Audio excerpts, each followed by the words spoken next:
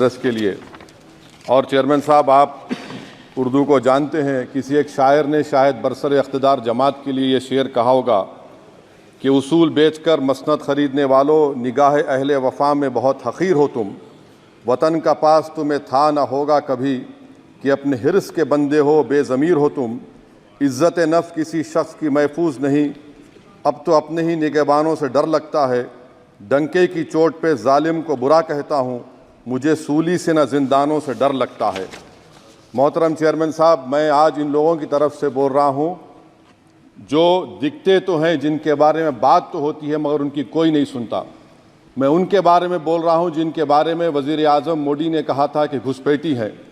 मैं उन बेटियों और माओं के बारे में कह रहा हूँ जिनके बारे में मोदी ने कहा कि ज़्यादा बच्चे पैदा करते। मैं उन मासूम नौजवानों के बारे में कह रहा हूँ जिनको मॉब लिंचिंग के ज़रिए मारा जा रहा है। मैं उन बेज़ुबान माँ और बाप के बारे में बोल रहा हूँ जिनकी औलाद आज इस हुकूमत के गलत क़ानून के चक्कर में जेलों में सड़ रहे हैं। सर, मैं दस्तूर जब इस ऐवान में बन रहा था, संविधान बन रहा था, तो उस वक्त अलहदा वोटर लिस्ट और इंतखाबी रिजर्वेशन की बात आई तो उस वक्त के हमारे फाउंडिंग फादर्स ने, हमारे बुज़ुर्गों ने, दोनों समुदाय के हिंदू और मुसलमानों ने फ़ैसला किया कि हम इस पर राज़ी नहीं होंगे। बल्कि उन्होंने क्या कहा था हमारे फाउंडिंग फादर्स ने, उन्होंने मुखालिफत की थी अलहदा वोटर लिस्ट की और इंतखाबी रिजर्वेशन की। उन्होंने कहा था, I quote sir, it is the duty of majority community to ensure that minorities are elected in the representative numbers. BJP मुसलमानों की नफरत पर जीतती है और मुसलमानों के नाम निहाद मसीहा मुसलमानों के 90% ज़्यादा वोट हासिल करते हैं, मगर फिर भी इस ऐवान के दरवाजे नहीं खुलते मुसलमानों के लिए और सिर्फ 4% मुसलमान जीत कर आते हैं। सर, संविधान सिर्फ एक किताब नहीं है जिसे चूमा जाए, संविधान एक किताब नहीं है जिसे दिखाया जाए, संविधान एक सिंबल भी है, मगर संविधान एक हमारे बुजुर्गों के ख्वाबों की किताब है। हमारे जमहूरियत को हमारे बुजुर्गों ने इस तरह समझा, हमारे फाउंडिंग फादर्स ने इस तरह जमहूरियत को समझा कि इसमें हर समुदाय और मजहब और समाज के मानने वाले लोगों की राय को शामिल किया जाएगा इस मुल्क को चलाने के लिए। मगर इस ऐवान में सिर्फ 4% मुसलमान जीत कर आते हैं। मैं संविधान से जो मोहब्बत के दावे करते हैं उनसे कहूँगा कि कभी उठाकर पढ़ो कॉन्स्टिट्यूंट असेंबली डिबेट्स में कि नेहरू ने, HC मुखर्जी ने, सरदार हुकुम सिंह ने माइनॉरिटीज़ के बारे में क्या कहा था। सर, वतन अजीज़ का मुस्तकबिल कैसा होगा जब बीजेपी मुझे गायब करना चाहती है और दीगर हिज़्ब इख्तिलाफ की पार्टियां के लिए मेरा वजूद सिर्फ वोट डालना और अपनी खबर में जाकर सो जाना है। इसीलिए आप देखते हैं कि ये समाजी इंसाफ है सर कि 4% मुसलमान जीत कर आते हैं। सर, इस ऐवान में OBC समाज के MP अब अपर कास्ट के MP के बराबर हो चुके हैं। OBC समाज के MP अब अपर कास्ट MP के बराबर हो चुके हैं और 14% मुसलमान सिर्फ 4% जीत कर आते हैं। CSDS का डेटा ये बताता है कि इस मुल्क में जो वोट बैंक है, जो एक मुश्त वोट डालता है, वो अपर कास्ट का है। मुसलमान का कभी ना वोट बैंक था ना कभी रहेगा। सर, 4 जून के बाद 6 मुसलमानों की मॉब लिंचिंग हुई, 11 घरों को मध्य प्रदेश में मोदी के बुलडोजर ने निस्तो नाबूद कर दिया। हिमाचल प्रदेश में एक मुसलमान की एक दुकान को लूट लिया गया और हिज़्ब इख्तिलाफ की पार्टियों की तरफ से सन्नाटा है। शायद अब वक्त आ चुका है कि लफ्ज़ मुसलमान का नाम लेना भी अब उस पर पाबंदी आयद कर दी जाएगी। सर, मैं ये बात बताना चाह रहा हूँ कि नरेंद्र मोदी को जो मैंडेट मिला है। एक मिनट, आप लोग बैठ जाएं, कृपया आप लोग बैठ जाएं। श्री मनसुख मांडविया जी, आप लोग बैठ जाएं, कृपया माननीय सदस्य बैठ जाएं। श्री मनसुख मांडविया जी, मनसुख मांडविया जी, कृपया आप लोग बैठ जाएं। अपने प्रारंभिक आप लोग बैठ जाएं, आप लोग बैठ जाएं। माननीय सदस्य ने अपने प्रारंभिक भाषण में जो शब्द प्रयोग करा है उसको ऑथेंटिकेट करा जाए। और अभी उन्होंने उल्लेख करा कि मोदी के बुलडोजर ने वहाँ मॉब लिंचिंग करा है, उसको भी ऑथेंटिकेट करा जाए। निश्चित तौर से इसको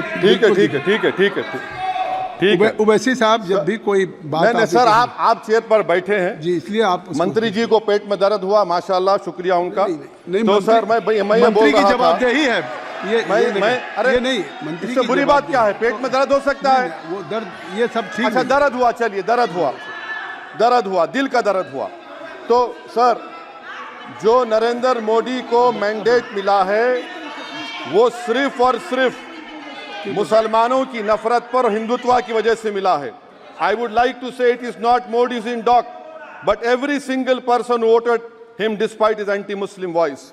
and I would like to tell the opposition parties, this is not a moral victory for you, this is a victory of majoritarianism. Everyone should contemplate and do introspection. Why is it that the OBCs and the upper caste are getting their due representation? Why are the Muslims not getting? Are we here only to vote for you and not to get elected? If that is the case, please tell us that we are only here to vote for you. Sir, आज भारत के आधे नौजवान बेरोजगार हैं और रोजगार की तालाश, बेरोजगारी का आलम यह है सर कि मोदी सरकार के 5 साल में 75 लाख एस्पिरेंट्स की जिंदगी बर्बाद हो गई, 6 पेपर लीक हुआ। बेरोजगारी का आलम यह है सर कि रशिया जा रहे हैं, वहां जाकर अपनी जानों को दे रहे हैं। बेरोजगारी का आलम यह है कि नरेंद्र मोदी रोजगार का कैंप चलाती है नौजवानों के लिए कि तुम इजराइल में जाकर काम करो, उनको कैनन फॉडर बना रही है ताकि फलस्तीनियों की जायदादों को हड़प कर सके। ये भी कंक्लूड कर। अरे सर, मेरा टाइम है। कहाँ टाइम है सर? आप ये टाइम ले लिए मेरा। सर, मैं 2 मिनट दीजिए। ये विश्वगुरु की पॉलिसी है। इजराइल को 27 टन हथियार जा रहा है। 9 मिलियन भारत के लोग गल्फ में काम करते हैं, क्या असर पड़ेगा? 47,000 इजरायली फलस्तीनी मार चुके हैं। क्या है हमारी पॉलिसी सर? क्यों हथियार दे रहे हैं सर? नस्लकशी हो रही है। सदर जमहूरिया के खुतबे में राष्ट्रपति के सर, मैं उसी पे बोल रहा हूं सर, उसमें लिखा हुआ है फॉरेन पॉलिसी के ऊपर, आप पैराग्राफ नंबर 25 देख लीजिए। सदर जमहूरिया में सैचुरेशन अप्रोच है। क्यों नहीं मोदी सरकार माइनॉरिटीज को फ्री स्कॉलरशिप को डिमांड करती है सर? उसको आपने बजट कम कर दिया। सर, बनारस का बुनकर 18 महीने से मंडी का शिकार है, सूरत और बेंगलुरु जा रहा है। सर, आखिरी बात कंक्लूड कर रहा हूं, आखिरी बात सर, पनून केस में निखिल गुप्ता, मोदी ने कहा था कि हम घर में घुसकर मारा, तो निखिल गुप्ता को किसने ऑर्डर दिया था पनून को मारने का? अगर नहीं दिया तो उसको बचाइए, और अगर दिया नहीं तो फिर उस पर पीएमएलए क्यों नहीं लगाकर? सर समाप्त करो। कमेटी बनाई आपने, उसका क्या हुआ? सर, हम एससीओ को नहीं जा रहे। सर, मैं आपको बता रहा हूं कि मैं अपनी इस तकरीर को टीपू सुल्तान की नजर, सुनिए सर, अब हो गया, खत्म कर रहा हूं सर। मैं अपनी तकरीर को टीपू सुल्तान के नजर कर रहा हूं। ये टीपू सुल्तान की फोटो है, क्या आप इससे भी नफरत करेंगे?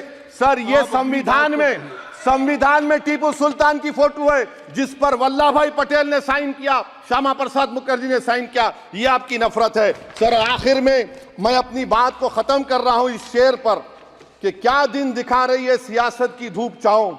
जो कल सपूत थे वो कपूतों में आ गए, थे इस कदर अजीम के पैरों में ताज थे, इतने हुए जलील के जूतों में आ गए। बहुत बहुत शुक्रिया सर।